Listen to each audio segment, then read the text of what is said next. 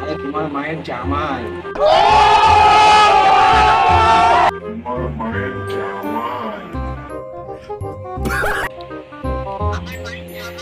হ্যাঁ। কোথায়? সামনে জামাই ষষ্ঠী তো, যাবো না?